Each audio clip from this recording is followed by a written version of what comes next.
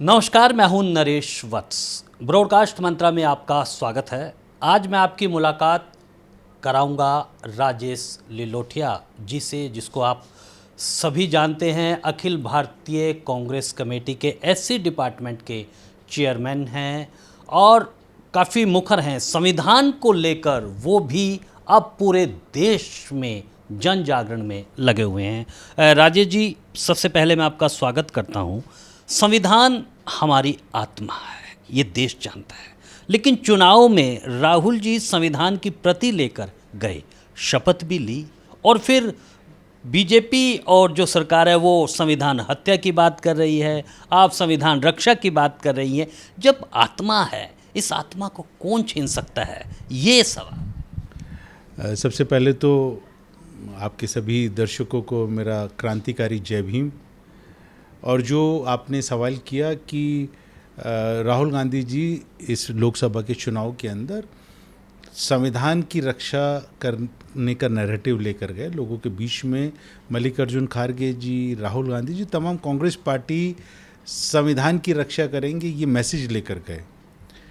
चुनाव का जो एजेंडा था वो सेट था कि एक तरफ जो आरएसएस बीजेपी का एजेंडा था वो ये था कि वो बार बार बोल रहे थे कि हमें 400 सीटें चाहिए, हमें एब्सोल्यूट मेजॉरिटी चाहिए, क्योंकि हमारे को इस देश से इस संविधान को ख़त्म करना है, देश से आरक्षण को ख़त्म करना है। और दूसरा जो हमारा काउंटर था उसका, जो हमारी पार्टी और हमारे अलायंस पार्टनर बात कर रहे थे, वो संविधान की रक्षा की बात कर रहे थे।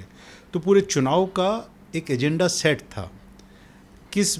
किस प्लेटफॉर्म के ऊपर ये लड़ाई हो रही है। जो मैदान के अंदर दो योद्धा खड़े, एक तलवार लेके संविधान की हत्या करने के लिए, और हम लोग कांग्रेस के लोग उसकी प्रोटेक्शन के लिए खड़े थे।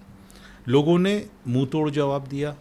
जिस धर्म को लेकर ये लोग धार्मिक उन्माद फैलाकर एक बंटवारा करके मंदिर और मस्जिद के नाम पे, हिंदू और मुसलमान के नाम पे, शमशान और कब्रिस्तान के नाम पर जो लोगों के बीच में जिस तरीके से ये जहर फैलाने का काम कर रहे थे, अयोध्या की सीट पे ही जहाँ पर भव्य राम मंदिर बनाया, अयोध्या के अंदर जो इन्होंने पूरा किस तरीके से नरेंद्र मोदी का विशाल का एक पोर्ट्रेट बना के उन्होंने श्री राम का जो पोर्ट्रेट तो बहुत छोटा सा बनाया, बच्चे जैसा बनाया, और वो उंगली पकड़ के नरेंद्र मोदी के चल रहे हैं। तो उससे क्लियर था कि उनका माइंडसेट क्या है। मतलब वो बेसिकली वो एक पॉलिटिकल एजेंडा था। जो जय श्री राम का वो नारा लेते हैं, वो सिर्फ वो दहशत फैलाने के लिए एक पॉलिटिकल नारा था वो। दूसरी तरफ हम लोग भाईचारे की बात कर रहे थे। दूसरी तरफ हम ये बात कर रहे थे कि संविधान के अंदर जो एससी, एसटी, ओबीसी, माइनॉरिटी, जो देश का बहुजन है, जो इस देश का मूल निवासी है, उसको प्रोटेक्ट कैसे करना है। वो उसका प्रोटेक्शन कॉन्स्टिट्यूशन में है। अभी आपने देखा जस्ट एक हफ्ते पहले ही दिल्ली यूनिवर्सिटी में आरएसएस ने अपना एजेंडा सेट किया। एजेंडा क्या सेट किया कि लॉ का स्टूडेंट को, मैं आपसे अगर सवाल करूं, क्या पढ़ाई करनी चाहिए? संविधान की, कॉन्स्टिट्यूशन की, लॉ की, ये पढ़ना चाहिए। और अगर आपके बेटे को या आपके छोटे भाई को जो लॉ का स्टूडेंट है एडमिशन लेने गया और उसको बोला जाए कि आप लॉ नहीं पढ़ेंगे, आप मनुस्मृति पढ़ेंगे, तो आपका रिएक्शन क्या होगा? क्योंकि आपने वहाँ पर उसको मनुस्मृति पढ़ाने के लिए नहीं भेजा, ये उन्होंने बाकायदा उसको सेट कर दिया था। हम लोगों ने, पूरे एससी डिपार्टमेंट ने पूरे देश भर में आंदोलन किया। वहाँ पर उसको दिल्ली यूनिवर्सिटी के ऑफिस में जाके हमने वहाँ पर उसका विरोध किया, तो उन्होंने विड्रॉ किया। कहने का मकसद क्या है, वो हर रोज़ प्रयास करते हैं किस तरीके से मनुस्मृति को लागू करें, संविधान को ख़त्म करें। हमारा एजेंडा साफ है। अभी ऑल इंडिया एससी डिपार्टमेंट ने पूरे देश में एक कैंपेन चलाया संविधान रक्षक का। पूरे देश में हम लोगों के 4 लाख के करीब संविधान रक्षक बन गए। उसका आइडिया हमारा बेसिकली क्या है कि आज देश में जो बाबा साहब भीमराव अंबेडकर ने संविधान लिखा है, जिसमें गरीब की, किसान की, महिलाओं की ख़ास तौर पे, और हर वर्ग की, हर भाषा की, उसके अंदर बाकायदा उसको प्रोटेक्शन देने के लिए कानून बना रखा है। उसकी बात कही है, उसको ध्यान में रखा है कि किस तरीके से हमारे को क्षेत्र के हिसाब से भी किस तरीके से उनको सम्मानजनक तरीके से उनको प्रोटेक्ट करना है। मैं एक सवाल जानता, केंद्रीय ऊर्जा मंत्री और आवास मंत्री मनोहर लाल खट्टर जी ने कल ही एक बात को कही है कि बाबा साहब अम्बेडकर जी भी आ जाएं तब भी संविधान को नहीं बदला जा सकता। वो इस तरह से कह रहे हैं, ये एक जो नैरेटिव है ये दिया जा रहा है। देखिए, वो उनका खट्टर जो कह रहे हैं, मैं बेसिकली उसको सीरियस पॉलिटिकल लीडर भी नहीं मानता हूँ। वो चीफ मिनिस्टर है और हरियाणा के क्या हालत हो गए उनके चीफ मिनिस्टर बनने के बाद में हम सब लोगों के सामने है। लॉ एंड ऑर्डर ख़त्म हो चुका है, वहाँ पर किसानों को पीटा जा रहा है। लेकिन अब तो केंद्र में शहरी और ऊर्जा मंत्री मैं वही बता रहा हूँ ना, चीफ मिनिस्टर तो रहे ना वो, तो उनके टेन्योर के अंदर उनको प्रमोशन एक दे दिया कि चीफ मिनिस्टर से हटा के अब चुनाव नज़दीक आ रहा है तो उनको केंद्र में भेज गया, क्योंकि उनके चेहरे के ऊपर अगर ये चुनाव लड़ते तो बीजेपी का और ज़्यादा बुरा हाल होता। अभी हारेंगे वो लोग, लेकिन और ज़्यादा बुरे तरीके से हारते। उसका ये कहना कि बाबा साहब भीमराव, वो चैलेंज है देखिए, कि बाबा साहब अम्बेडकर भी आए तो संविधान नहीं बदला जा सकता, लेकिन हम बदल के दिखाएंगे। उनका मकसद ये है, वो कर रहे हैं, वो प्रयास कर रहे हैं। अभी बाबा साहब भीमराव अम्बेडकर का ही संविधान है जिसमें आरक्षण की बात की है। दिल्ली यूनिवर्सिटी के अंदर जो लेक्चरार हैं उनको रिजर्वेशन मिला है, उसके बिना पे उनकी नौकरी मिली है। वहाँ पर उनको डी रिजर्वेशन की बात कर रही थी, उन्होंने प्रपोजल ले आए थे अभी 15 दिन पहले। उसके बाद में अभी मनुस्मृति पढ़ाने के लिए लॉ के स्टूडेंट के लिए बात करा है। तो मेरा कहने का मकसद है कि हम गांव के स्तर के ऊपर संविधान रक्षक ग्राम समिति बनाएंगे, काम शुरू हो चुका पूरे देश में। संविधान रक्षक वार्ड समिति बनाएंगे जहाँ पर अर्बन एरियाज़ हैं, और हम 15 अगस्त से लेकर 26 नवंबर तक 101 दिन जो बनते हैं उसको पूरे देश के अंदर 75th adoption of constitution day celebrate कर रहे हैं, क्योंकि 26 नवंबर को संविधान लागू हुआ था इस देश के अंदर। और हमारे लिए बड़े गर्व की बात है क्या, क्योंकि हम संविधान को मानने वाले लोग हैं, बाबा साहब को मानने वाले लोग हैं, तो हमने वो पूरा सेलिब्रेट करने के लिए पूरे देश में मनाया कि ज़्यादा से ज़्यादा संविधान रक्षक बनाए, ताकि जो ये आरएसएस बीजेपी का एक एजेंडा है, 2025 में उनके 100 साल पूरे होने जा रहे हैं और उनका एजेंडा है कि हम इस देश को हिंदू राष्ट्र घोषित करेंगे, तो हमें उनको मुंह तोड़ जवाब देने के लिए ये संविधान रक्षक जो हैं, संविधान की हाथ में किताब लेकर शपथ लेंगे 26 तारीख को, प्रियम्बल पढ़ेंगे।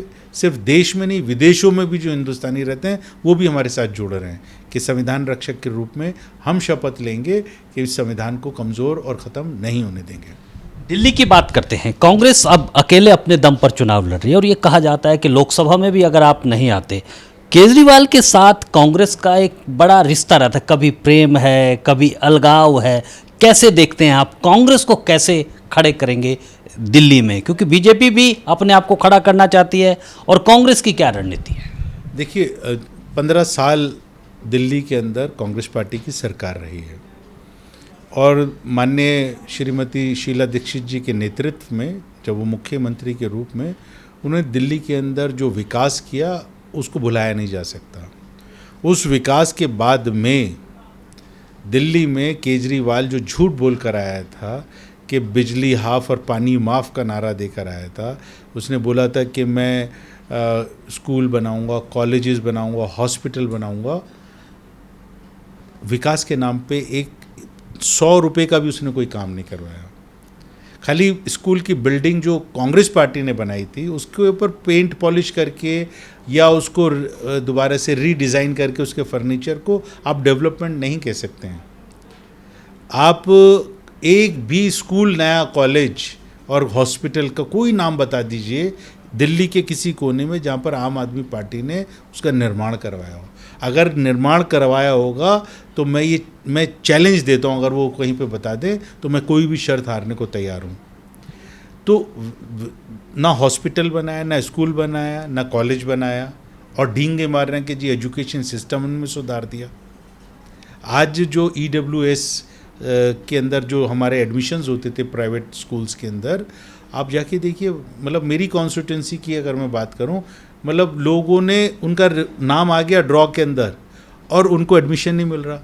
मतलब वो जो अंकुश था, जो कंट्रोल था एजुकेशन सिस्टम के ऊपर कि गरीबों के, मिडिल क्लास के बच्चे भी स्कूल में एडमिशन ले सकते हैं कांग्रेस के टाइम पे, वो ख़त्म हो गया। दिल्ली के अंदर आप सिर्फ इश्तिहार लगा लगा के 500 करोड़ रुपया जो दिल्ली के डेवलपमेंट के लिए इस्तेमाल हो सकता था, वो 500 करोड़ रुपया आपने सिर्फ अपने चेहरे को चमका कर, अपनी एडवर्टीजमेंट करके, अपनी प्रचार के ऊपर उन्होंने खर्चा कर दिए। दिल्ली के अंदर केजरीवाल, मैं सही बताऊं तो एक अभिशाप के रूप में आया। दिल्ली में हर वार्ड के अंदर अगर 4-4 शराब के ठेके खुलेंगे और एक के साथ में एक फ्री मिलेगी, तो मतलब तो हमारी नस्लें हैं आने वाले समय के अंदर, उसको ख़त्म करने के लिए, उसको कमज़ोर करने के लिए एक साजिश थी ये, ताकि लोग नशे में इतना मस्त रहें कि वो पानी नहीं आ रहा तो परवाह नहीं, खाने को राशन कार्ड नहीं मिल रहा तो परवाह नहीं, आज गरीबों की पेंशन तक की नहीं लग रही है जो कांग्रेस के टाइम पे लगी थी। तो विकास तो ख़त्म हो गया। और दूसरी बात, जो बीजेपी की आप बात कर रहे हैं, बीजेपी को हम 15 साल हमारी सरकार रही तो 3 इलेक्शंस हम लोगों ने लड़े, 3 बार हमने उनको हराया है। हमारा जो वोट बैंक हुआ शिफ्ट झूठ के नाम पर, वो आम आदमी पार्टी को चला गया। और हम इंडिपेंडेंट लड़ेंगे। जहाँ तक अभी लोकसभा के अंदर चुनाव लड़ने की बात थी साथ में, क्योंकि एक देश भर के अंदर एक हमने एक प्लान किया गठबंधन का, तो एक गठबंधन का धर्म निभाने के लिए उनके साथ में हमको जाना पड़ा, क्योंकि हमारी उस वक्त में चुनौती पूरे देश को बचाने की, देश के अंदर संविधान को बचाने की चुनौती थी, भारतीय जनता पार्टी को रोकने का वहाँ पे सवाल था। तो वहाँ पे छोटे मोटे हमको कॉम्प्रोमाइज़ करने पड़े। तो एक आखिरी सवाल है, बात वहीं पर जो है कि केजरीवाल झूठ की राजनीति करते हैं।